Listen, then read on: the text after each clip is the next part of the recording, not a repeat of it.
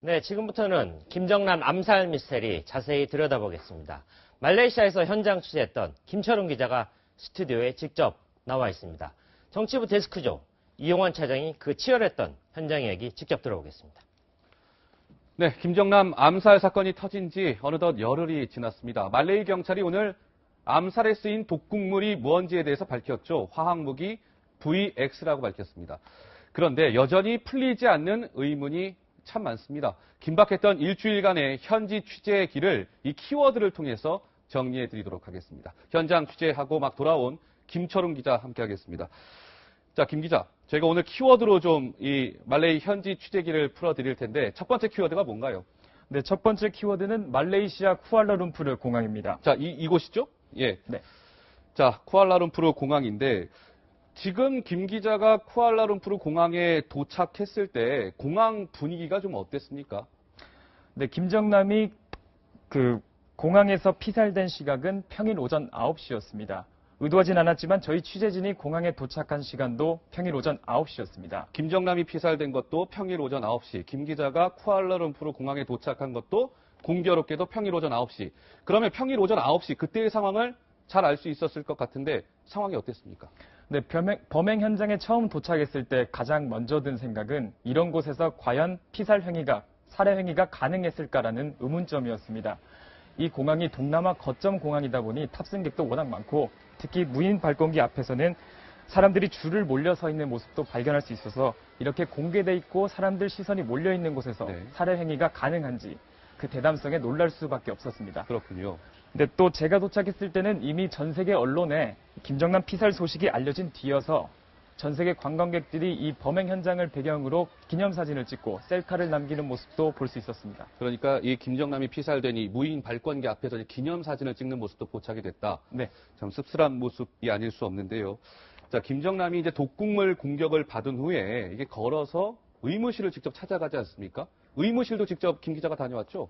네, 저희 취재진은 범행 현장인 무인 발권기 앞에서부터 이 의무실까지 김정남이 실제로 걸어갔던 길을 따라가 봤습니다. 아, 이게 이제 빨간 선이 김정남의 동선이군요? 예. 네, 맞습니다. 실제로 걸어봤더니 3분 남짓한 거리였는데 그래도 에스컬레이터를 한번 타고 100m 이상을 걸어가야 하는 상황이었습니다. 네. 네. 자, 그런데 김정남이 3분 정도를 멀쩡히 걸었다. 그렇다면 공항 내부에 사람이 많았을 거고요. 김정남의 모습을 봤을 법한 사람들도 꽤 많았을 것 같은데 실제로 취재해보니까 어떻던가요?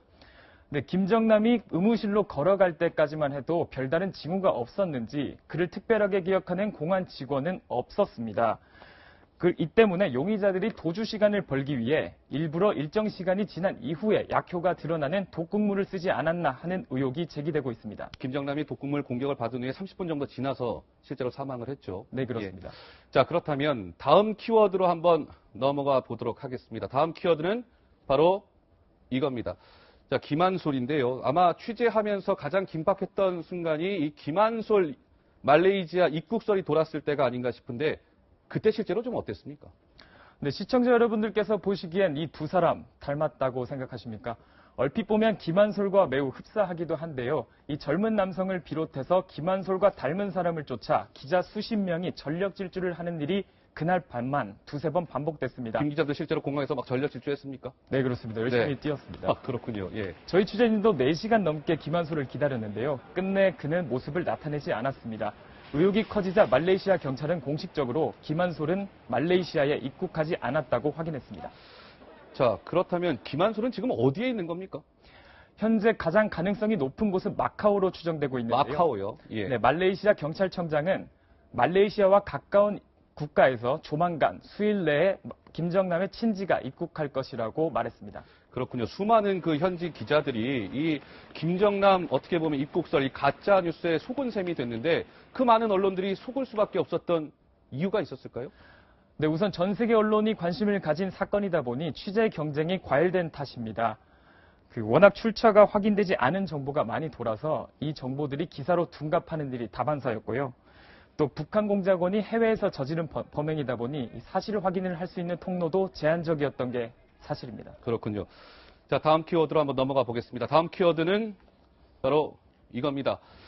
굉장히 좋아 보이는 건물이 하나 보이는데요. 이게 쿠알라룸푸르에 있는 고려항공 사무실이라고 하는데 그런데 공교롭게도 이 김정남 피살 사건 이후에 멀쩡히 있던 이 쿠알라룸푸르에 있는 고려항공 사무실이 폐쇄가 됐다는데 이건 어떻게 된 일입니까? 네, 그렇습니다. 저희 취재진이 이 건물을 찾았을 때는 이미 고려항공 팻말은 사라진 이후였습니다. 그날 당일 오전에 말레이시아 경찰이 고려항공 직원인 김우길이 용의선상에 올라와 있다고 발표를 했는데요. 이 시간 이후로 몇 시간 있다가 고려항공 팻말이 사라진 겁니다. 이 사무실은 쿠알라룸푸르 도심에 있는 26층짜리 건물에 있었습니다. 26층. 굉장히 고가의 건물이라고 하죠. 네, 현지에서는 굉장히 보기 드문 초고층 건물입니다. 제가 알기로는 2014년 6월이었죠. 당시에 평양과 쿠알라룸푸르 이제 고려항공 노선이 이제 중단이 됐는데 그 이후에도 그러면 북한이 이 고려항공 사무실을 운영했던 이유가 궁금해집니다. 네, 저희 취재진이 만난 건물 관리인은 이 고려항공에 출근하고 있는 직원이 많아봤자 2~3명이라고 말했습니다. 네. 사실상 간판만 걸어놓은 사무실이라는 의미입니다. 수익 창출이 이 사무실의 목적이 아니라는 것으로도 해석할 수 있는데요. 그나마 이 직원들도 1~2주 전부터 자취를 감췄다고 합니다. 김정남 범행 시기와 일치하는 것으로 봐서 이 고려항공 사무실은 북한 대사관의 말레이시아 전초기지 역할을 했을 수도 있다는 추측이 나오고 있습니다. 네. 지금까지 현지 취재를 하고 돌아온 김철웅 기자와 함께 그 뒷얘기들을 생생히 들어봤습니다. 잘 들었습니다. 고맙습니다.